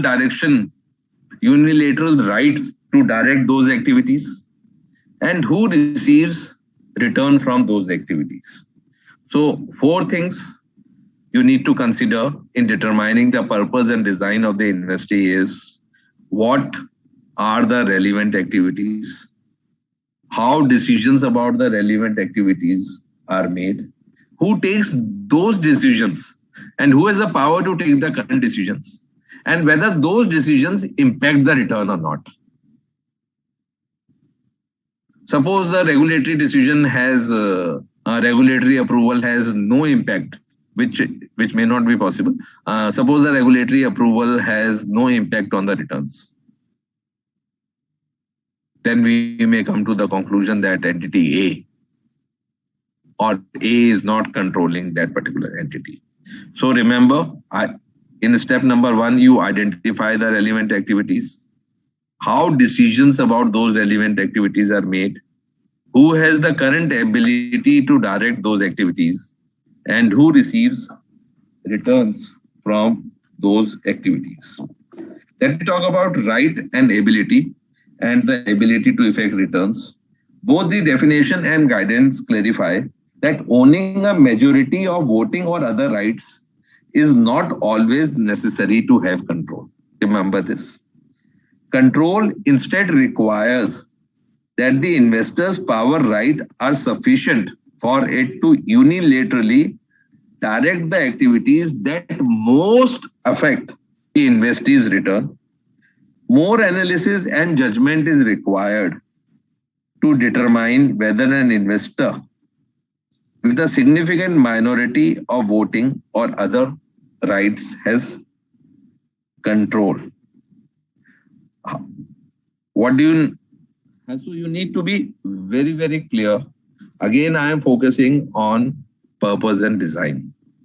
In most of the cases, it may be clear that an investee is controlled by means of equity instruments that give the holder proportionate voting rights, such as ordinary shares in the investee. In these cases, in the absence of any additional arrangement, so still you need to look at it, whether there are additional arrangements or not, and whether the additional arrangements gives power to the other party. But in complex cases, this may not be so. In such cases, you will also consider the risk to which the investee is exposed and how much of this risk is passed to the investor. The risk is not the downside risk, but the risk also includes an upside risk.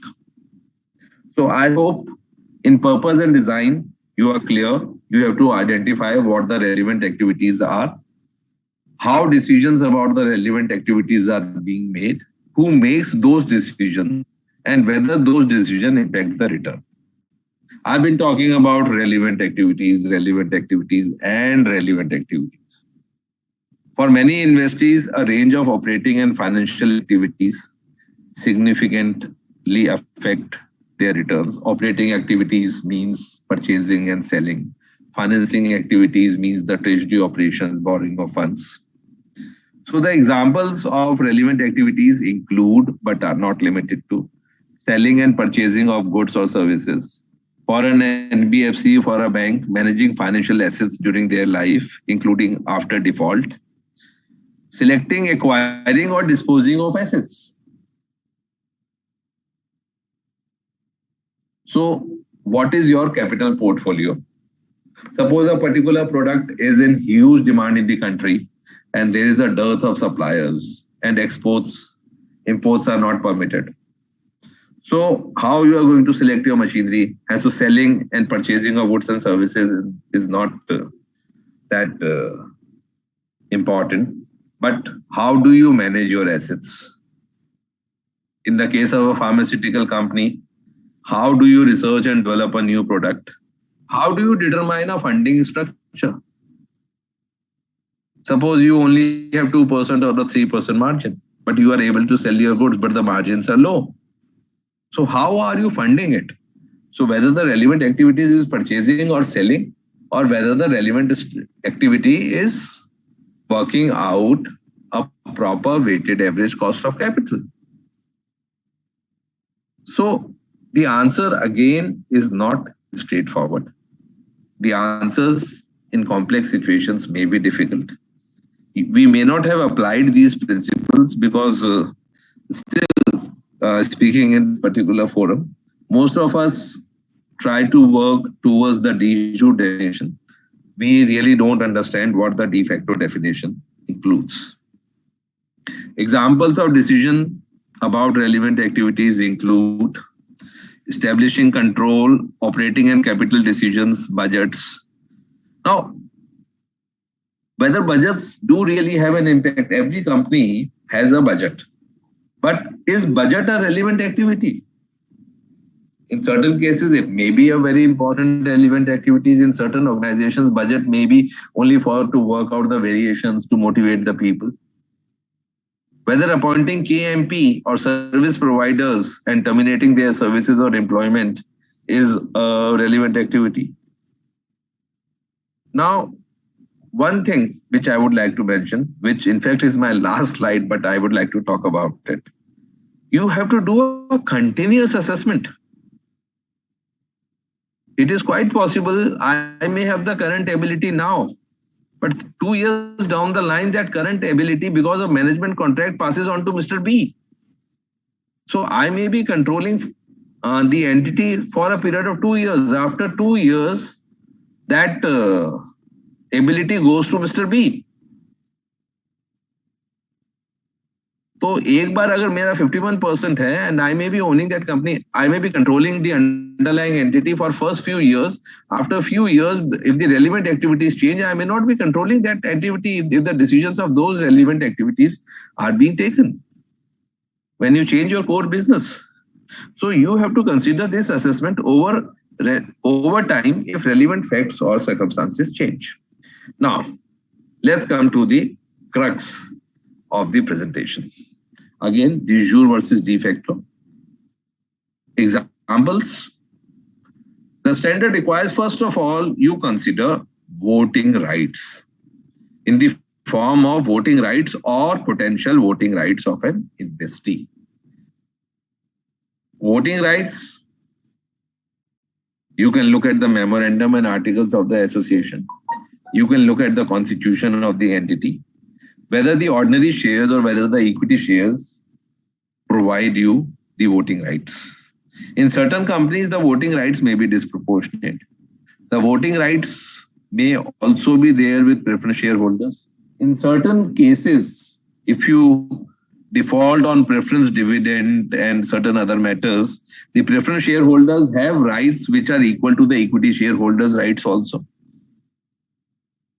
So you need to understand who has the voting rights, whether the preference shareholders also have the voting rights or not, whether the voting rights has been mortgaged to somebody else or not. You may have taken the loan and the voting rights may have been mortgaged to the bank, whether the voting rights are with the bank, whether those rights are protective or not. Here a new word is there are potential voting rights. What do you mean by potential voting rights? Suppose you have issued convertible bonds. And those bonds can be exercised anytime from year 3 to year 6.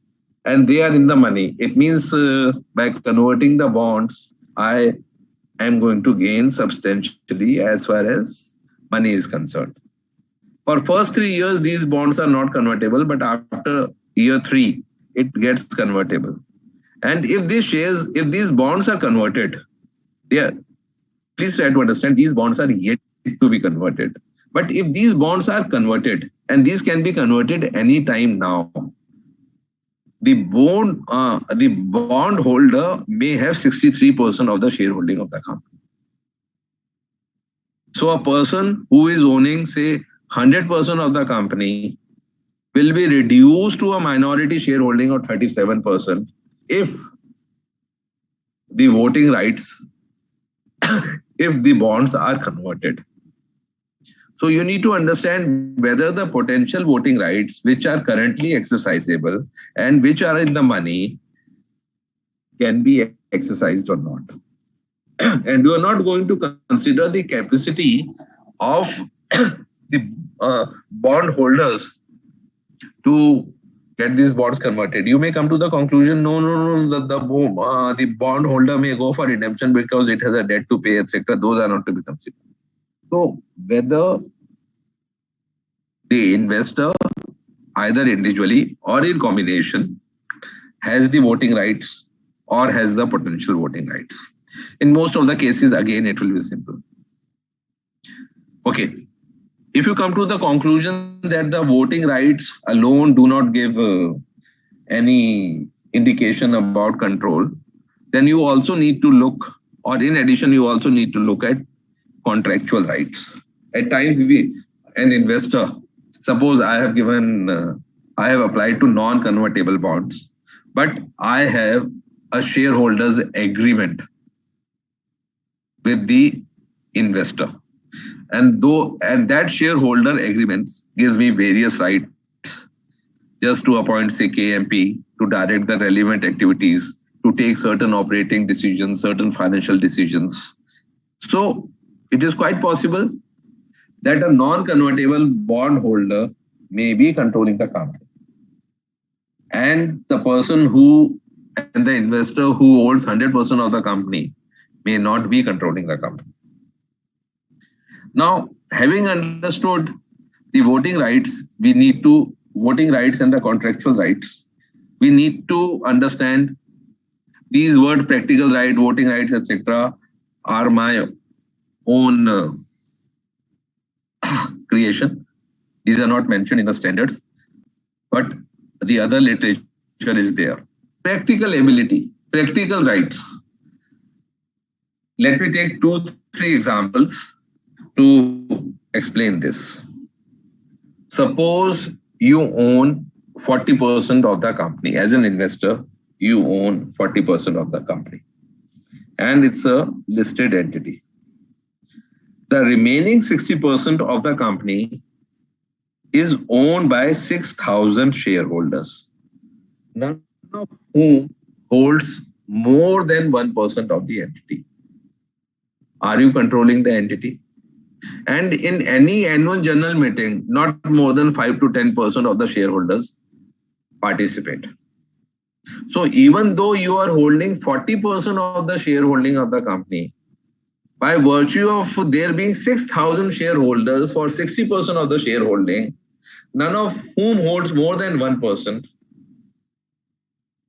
you can come to the conclusion that you control the company.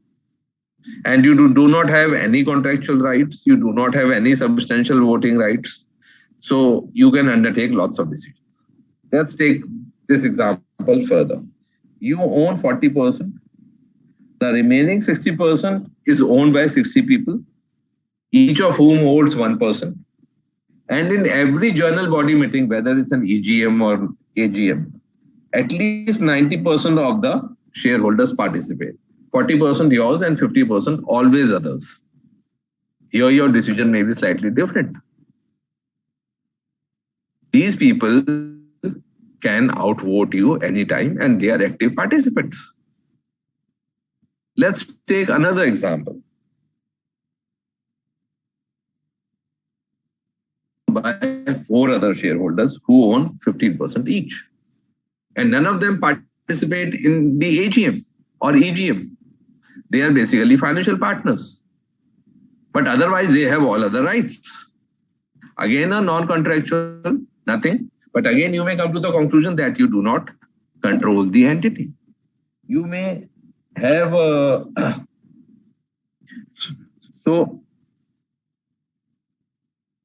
there could be an issue of there could be a case of large minority shareholding. There could be an active participation. There could be a non-contractual thing. There could be a potential voting rights. Another thing is, okay, let's talk about active rights. I am the biggest lender. I am the sole purchaser, or I am the sole supplier. I am controlling you economically.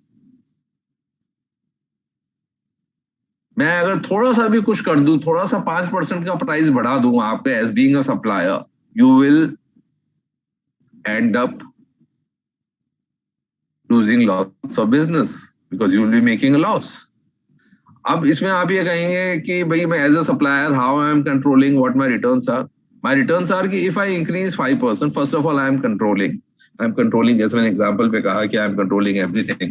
But अगर मैं 5% price बढ़ाता हूँ तो वो shop बंद हो जाएगी, और शॉप बंद हो जाएगी तो मेरे रिटर्न्स को भी फर्क पड़ेगा. So whether in addition to the voting rights, have you considered the contractual rights? Have you considered the practical rights? Have you considered the active rights? So again, those were some of the rights I was talking about: voting rights, contractual rights, practical rights, active rights. But these rights should be substantive. I should have the practical ability to exercise that right. For example, suppose my shares are under mortgage with a bank, or there are certain restrictions imposed by Government of India so that I cannot exercise my rights. You just need to understand whether there are any barriers to exercise these rights, whether a practical mechanism exists for collective exercise of these rights, whether the holder benefits from the exercise of those rights. Example are financial penalties or incentives, whether the exercise conversion dates, etc. Whether there is a mechanism, ज़्यादा पार्टियां होगी, ज़्यादा problem होगी. Whether potential voting rights are substantive if they are in the money, or the investor will benefit for certain other reasons also, or whether the rights are protective. I may have a contractual right, but whether that right is protective or not. For example, if you borrow something from a bank, most of the rights are protective. They want to protect their investment in the company, their amount which they have lent. So that is what you need to see. So the protective rights are rights held by a lender that can be used to prevent borrower from undertaking activities that could significantly change the credit risk of the borrower. Rights held by a lender to seize assets in the event of default. The right of a party holding a non-controlling interest in an investee to approve capital expenditure. Blocking rights over foreign takeovers की आप take over नहीं कर सकते.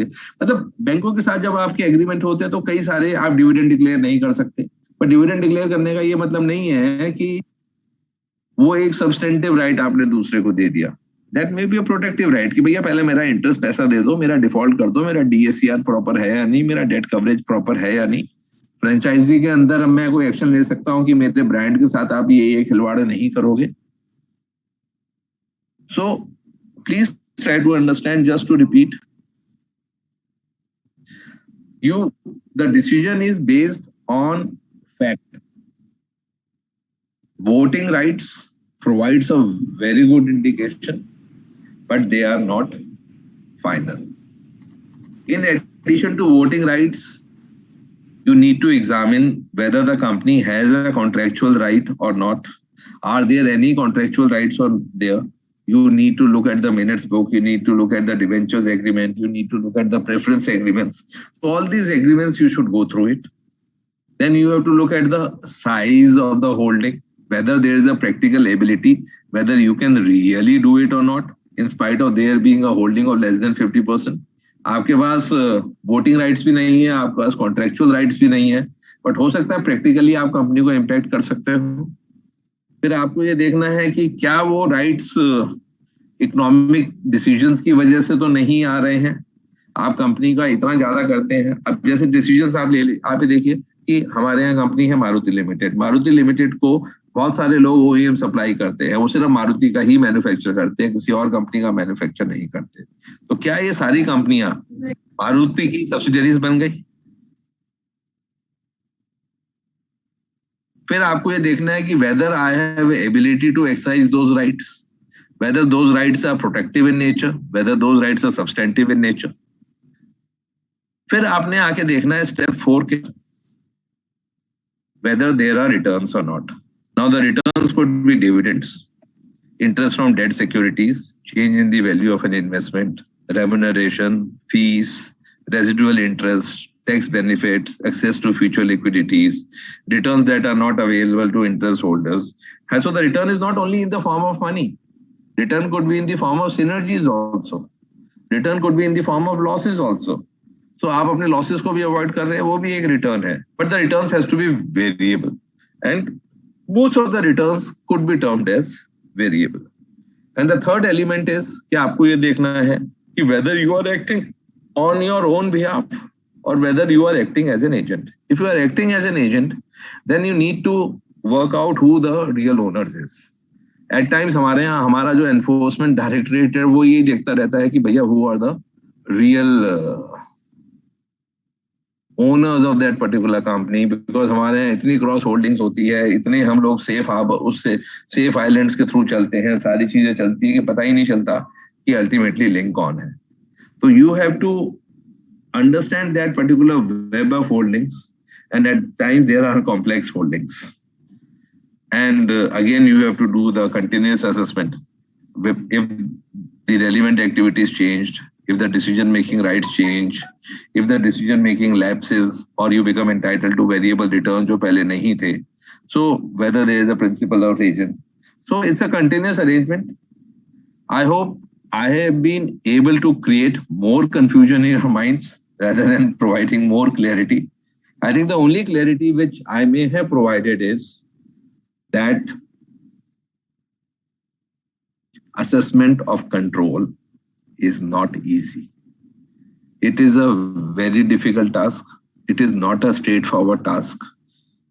So whenever you are consolidating an entity, ensure you have covered the entire accounting standard of Ind AS 110. You may have to read that standard again and again. Having said that, in most of the cases, it will be clear. But in situations which are complex, lots of judgment will be required. And if you are making a judgment, it is always advisable to disclose that judgment in the accounts. And as an auditor, you should document that judgment in your working papers. As an industry practitioner, ensure that judgment is recorded in the minutes of the audit committee, if there is one, or at least in the board of directors, and it is thoroughly discussed. That's the only guidance which I can give. The idea was to appraise you of the complexity in assessing control. And the definition of control, as far as Companies Act is concerned, and as far as our accounting standards are concerned, was more about de jure control. The definition under Ind AS is the de facto control. Who is the real control? So again, to start with my original illustration, in marriage, who controls whom? If you have come to that conclusion, I think you will easily come to the conclusion under Ind AS 110 also. Thank you. I'm open for questions, if any. Anil ji?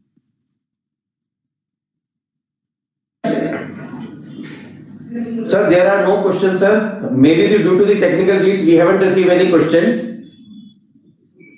Sir, can you hear me? Yeah, I can hear you.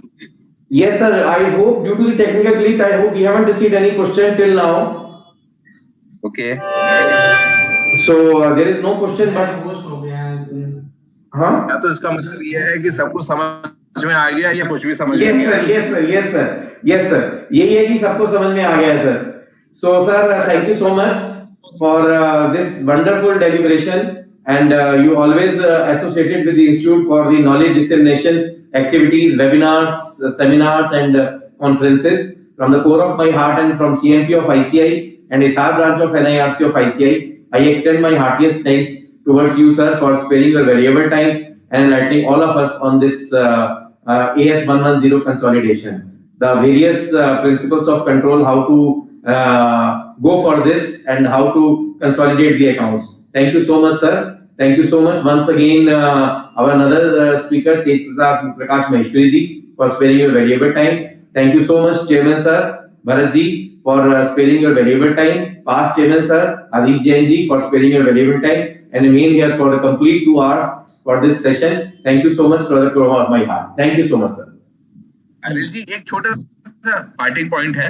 अगर किसी के कोई questions हो, आपको लिख के भेज दे, आप मुझे भेज दीजिएगा. I'll try to answer. हाँ, sure sir, sure. जैसे मेरे पास कोई क्वेश्चन आता है बाद में भी, I will definitely mail you, sir. और तेज सर के भी अगर कोई क्वेश्चन आता है तो I will mail him, sir. हाँ जी, एक सर क्वेश्चन रह गया था मेरा NR वाला, वो आप मुझे मेल करना, मैं शायद समझ उस पॉइंट को. मैं आपको मेल कर दूंगा, sir. Okay. Thank you so much, sir. Thank you, sir. Thank you so much. Thank you so much. Thank you so much, sir. Thank you, SR branch. Thank you so much. Thank you so much, Adish ji. Thank you so much, Bharat ji. Thank you, sir.